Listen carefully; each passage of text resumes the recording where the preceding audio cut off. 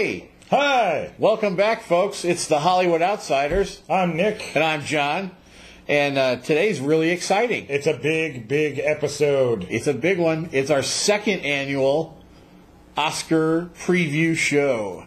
Hooray for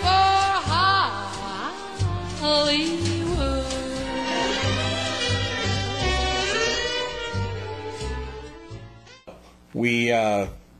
I'm all excited about this because it's our second annual anything. Second annual anything. This means that from now on, everything that we do from here on out, the rest of this year, it'll be our second annual this and our second annual that.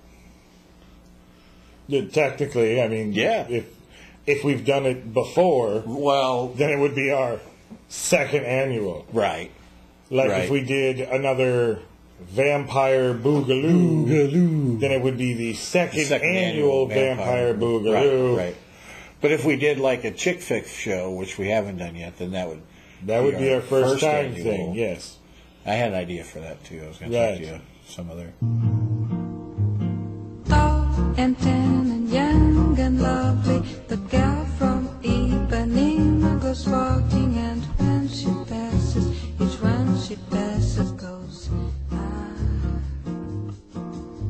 We decided, that there's like 24 different categories on the ballot that you can download from Oscar.com. Mm-hmm. And I don't mean to. I don't really give a damn about. I don't want to knock anybody, but sound editing is not one of my top priorities. But it's important. Very important. Just for the context of this, we're gonna shorten it up a little bit and hit the highlights. I mean, truthfully, cinematography and art direction. In a way, kind of almost the same thing. Very similar, but just different enough to where you can have two separate categories. I'm gonna make a note of that. I can get that, but foreign language film, right? I really still do not understand why we keep on honoring foreign language. It's the United States. It's the 84th Academy Awards. It's the Academy Awards for us. Right, because, over there in London, England, they have their own the British version. Academy Awards. And so does Canada. Canada has their own version. There you go. So it's... anyway. Yeah. Anyway. So we're just going to keep it short and sweet. We're going to talk about the best lead actor and actress. Yeah. The best picture. Yeah. And best directing for a picture. Right. The top four. The real top four that only really people care about. Sure, yes, we care about the supporting actor and actresses. Absolutely. But for this episode, for the purposes of keeping a YouTube thing interesting. Yes, to keep time constraints where it's not actually the length of the real Oscars. Right. We're going to cut it down to 4 categories. What'd be funny is if, while I'm editing this, when this starts going on too long, I have the music start getting louder.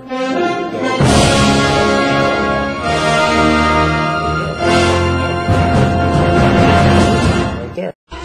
Hooray for Hollywood.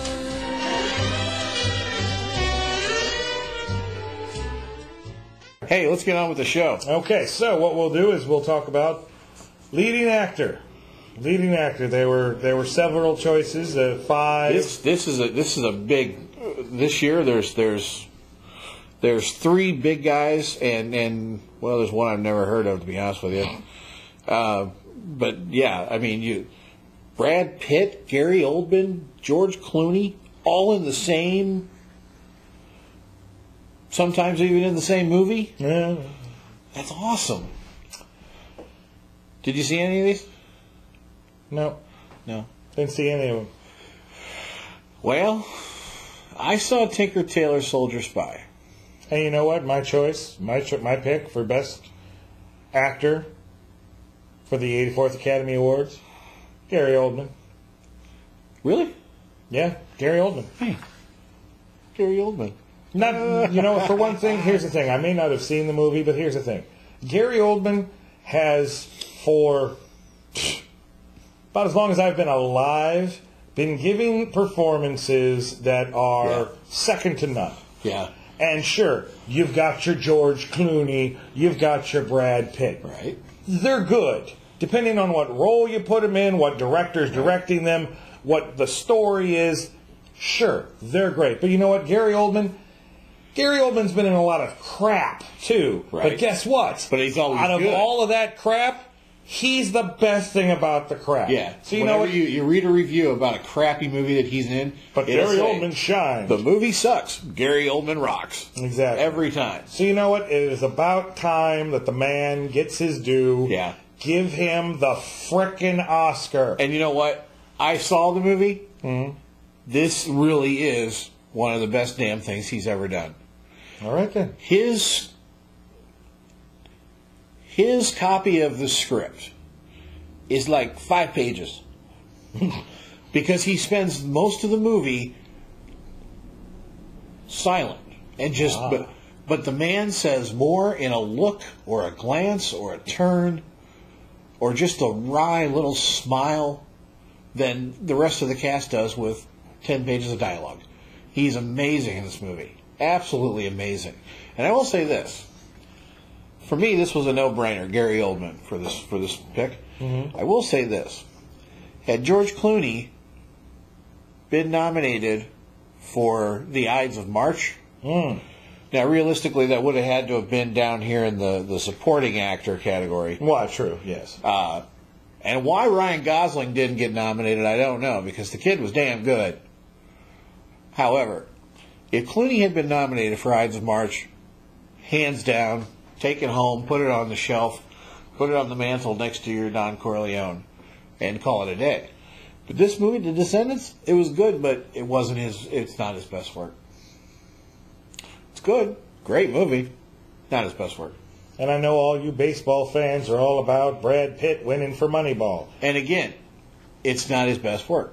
Not his best work. Not to mention the fact, and it's one of the reasons why we're not even going to talk about the supporting actor and actresses, Right. because frickin' Jonah Hill got nominated for an Academy Award for Best Supporting Actor for this movie. Yeah. And you know what? Yeah. I want to know who he gave a sexual favor to get that nomination. I think because there there's was- no way in the world Jonah Hill can act his way out of a paper bag. I think there's That's probably... the editor right there. The editor should get the Academy Award nomination for Moneyball for actually giving Jonah Hill a decent performance. I agree, there was probably some moral gratification Yes. involved. All right. So Gary Oldman, best actor There's your best in a actor. leading role. Boom. Leading actress. Well, here's a powder keg of possibilities. It's a mixture. It's old and new and somewhere in Young and between. old and something blue, something borrowed. Yeah. Yeah. Who'd you pick? I went with Miss Viola Davis in The Help. Ah. I've seen her in a number of things. I haven't seen The Help. I've talked to several people, all women, who have seen The Help, and they all rave about it. Say it's an amazing movie. Definitely worth seeing. I've seen Viola Davis in other things, and she's always a very, very strong actress. And just, compared to some of the other names in the category, yeah, I think I like this Viola Davis. I did not go that route. I went with, call it a safe bet, call it what you will. I went with Meryl Streep in The Iron Lady. That was my second choice. Meryl Streep in The Iron Lady, and you know what? The category is riddled with, hell, you got Glenn Close nominated for Albert Nobbs. Have you ever heard of that I've never movie? even heard of this. I've never even heard of the damn Albert movie. really, actually, it sounds like kind of a naughty movie. Albert Nobbs. But hey, you know what? No, I've heard of the girl with the dragon tattoo. This is Right. evidently the American version. Yeah. The Americanized version. Yeah. Unlike the non-American version where you have to read things. And supposedly this is like one of the first times where it's an American remake, and it's actually every bit as good as the source. Oh, well, of course, because they have Daniel Craig in it. And David Fincher. Daniel Craig. He always looks like he looks like he's got Down syndrome. He's no damn James Bond. That's right. He's no Pierce Brosnan. Hell no. But anyway, I went with Meryl Streep simply because out of all of the nominees, she's on my list. She's another one every time. You know, you can always count on it being good. Meryl Streep's in it? Okay. Well, there's somebody I can watch. She's always good. Meryl Streep is always delightful. Whether it's she's playing an evil character, a sweethearted character, or whatever in between. I always enjoy watching and listening and interacting with, via my television, Meryl Streep. But we didn't pick her. Well, he did. I did. I picked Miss Viola Davis. Right. So we got a split there. There we go. So we got leading actor, Gary Oldman. We're agreed on that. Mm. Leading actress, we're going our separate ways. Going our separate ways. Knowing our luck, it'll probably be giving it to frickin', Glenn Close for a movie we've never even heard of. Right. Or Michelle Williams that we didn't even mention. Yeah. That, okay, it was freakish, the way that they were able to turn her into Marilyn Monroe.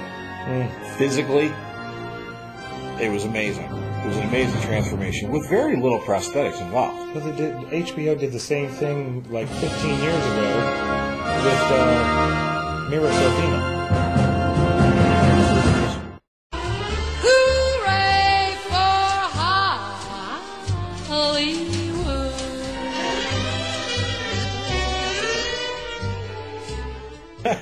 But we digress. Okay, So, what are we up to? We've done our actor and our actresses. Let's go on to best Director? Best director. Okay. This time we'll actually list who's out there. Right. We've got The Artist, The Artist, The Descendants, The Descendants, Hugo, Ooh. Midnight in Paris, Ooh. and The Tree of Life. Wow. Those are some big-time directors. Terrence Malick, Martin Scorsese, Woody... Allen. I almost said Woody Harrelson. Woody Allen. Yeah. And the other two guys. And the other two guys, yeah. So, let's see. I picked The Artist. Yeah? Picked The Artist. I've heard a lot about this film, a lot of buzz. Yeah. Makes me want to see it. Bring your iPod. It's a silent movie. You can I know. listen to it. Yeah, but I have to read. Yeah. Just because it's a silent picture doesn't mean that there's not things to read. Is there music? I don't know. Is it nominated for original score? Yes, it is. Ooh, it's got a score. Original score, The Artist. All right, well, then I guess leave the iPod at home. Well, there you go. See, look at that. It's going to have really nice music. All right. I can understand it's an interesting idea behind it. Apparently they I pulled get it off it. rather well. Yeah. But it's not my thing. So. It would be almost as if they did a film about vinyl no longer being produced in the music world. Hooray for Hollywood.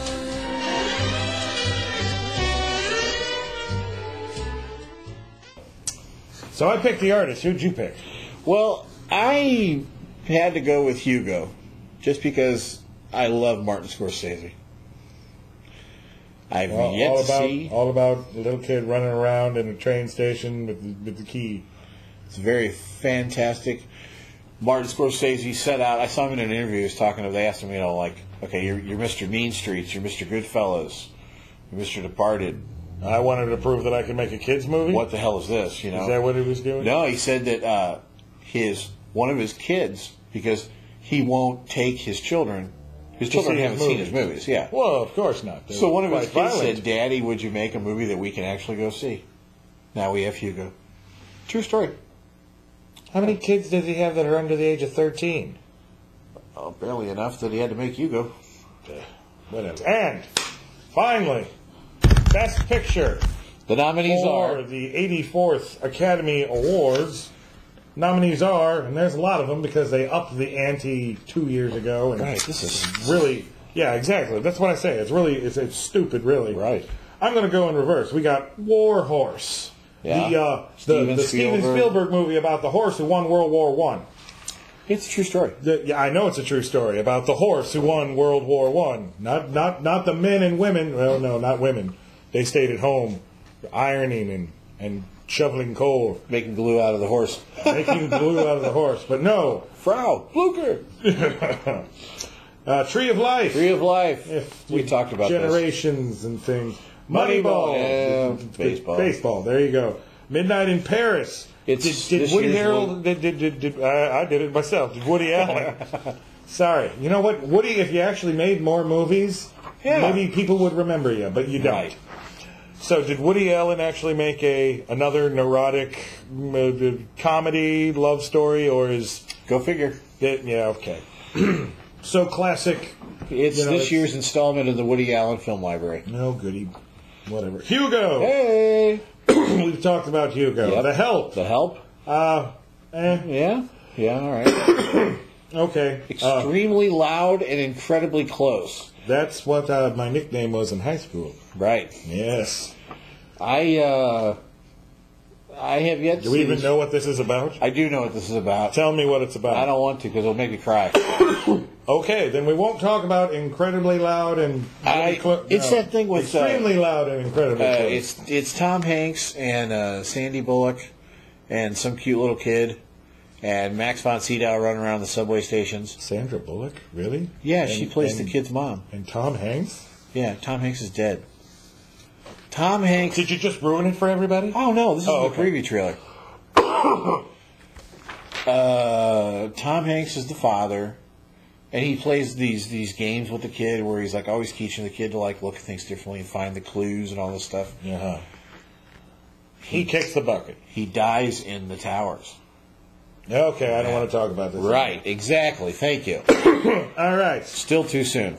The Descendants. Very kick-ass drama, family movie about life and like the reality of it all and having to deal with what sucks. Yeah. And then your last. So we didn't say, no, we haven't. We were going through the nominations. Oh yeah. And then your last nominee is the silent movie. The Artist. Yeah, The Artist, the silent movie. I picked The Artist. Really? I did. Interesting. Well, you know, in my mind, it was either going to be The Artist or Spielberg's horsey movie, and I'm about done with Spielberg myself. Spielberg's, you know what, kind of just cranking out the same old shit. I think as long as Spielberg stays away from George Lucas. Yes. Yes. Yeah, I agree. Stay away from Lucas. Stay away from the flannel. Tall and tan and young and lovely, the girl from Ipanema goes walking, and when she passes, each one she passes goes. Characters. I picked The Artist. What did you pick? Before we get hate mail, right? Because we're going to get hate mail. Out of all these wonderful films that have been made in the past year, and from all the research that I've done, I picked The Help. Okay. I picked The Help. You picked The Help. It's going to be my pick for this year's Best Picture of 2000. Where are we? 11. Yes, that would be 2011. Yes. Pick The Help. I think you're wrong. We'll find out. The War Horse movie has a better chance of winning than The Help. You know, I think it would be funny if The War Horse had been nominated for anything else besides Best Picture. Yeah.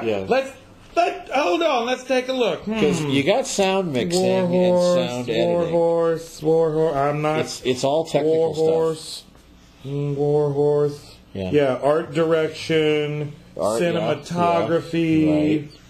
Doesn't even get a costume design, and it's a period piece. Almost every period piece gets something for costuming, and War Horse didn't even get nominated. No. Sound mixing, sound editing. No.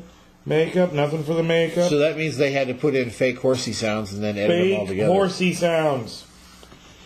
Art direction, we have a pretty picture. We have cinematography, pretty picture, good pictures. Look at this. Visual effects. Warhorse not in visual effects, but you got Harry Potter and the Deathly Hallows 2, Hugo, Real Steel with Hugh Jackman, Rise of the Planet of the Apes, and Transformers Dark of the Moon. Rise? And you can't even... No, I loved Rise of the Planet of the Apes. Was good. But I'm just saying, Spielberg, you can't even get into the visual effects. He couldn't beat with out your Real Steel. You couldn't beat out Rock'em Sock'em Robots? Okay, so there's our picks for the 84th Academy Awards. This has been the Hollywood Outsiders. Hold on. I'm not done. I'm just... Oh, I thought you were. Because we've been going on for a while, they probably forgot what the hell they're watching. Yes. This has been the Hollywood Outsiders second annual Oscar pick preview. And we've just pretty much made enemies of almost everybody in Hollywood. Damn straight. Yeah, and I don't care. That's why we're the Hollywood Outsiders. Outsiders. That's right. We don't get no damn gift bags here. No muffin bag. So there you have it. This has been the Hollywood Outsiders second annual Big Oscar preview. And until next time, I'm Nick. I'm John. And we'll be seeing you around. Yep. Have fun. Woo! Oscars!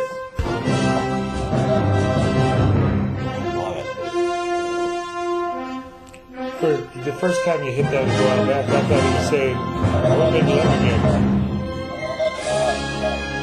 I want to make love again. I want to make love again. It's like, you can't. You're done. Okay. Shut it, Brando. All right.